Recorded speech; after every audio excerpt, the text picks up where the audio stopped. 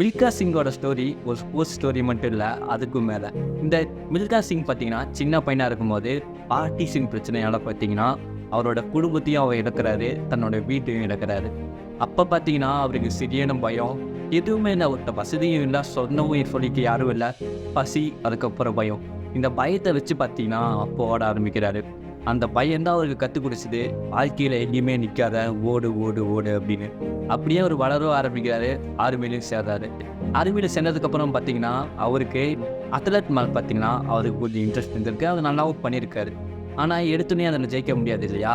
இதனால் பார்த்தீங்கன்னா அவர் கொஞ்சம் கொஞ்சமாக ப்ராக்டிஸ் பண்ணி டிசிப்ளினாக இருக்கார். தினமும் பார்த்தீங்கன்னா அதுக்கான ப்ராக்டிஸ் பண்ணுறாரு. அப்படியே கொஞ்ச நாள் போகுது. 1958 பார்த்தீங்கன்னா ஆசியன் கேம்ஸில் இந்தியாவுக்காக கோல்டு மெடல் வந்து கொடுக்குறாரு. அதே மாதிரி பார்த்தீங்கன்னா காமன்வெல்த் கேம்ஸ்லையும் பார்த்தீங்கன்னா இந்தியாவுக்காக கோல்டு மெடல் ஜெயிச்சு கொடுக்குறாரு. இதே 1960 பார்த்தீங்கன்னா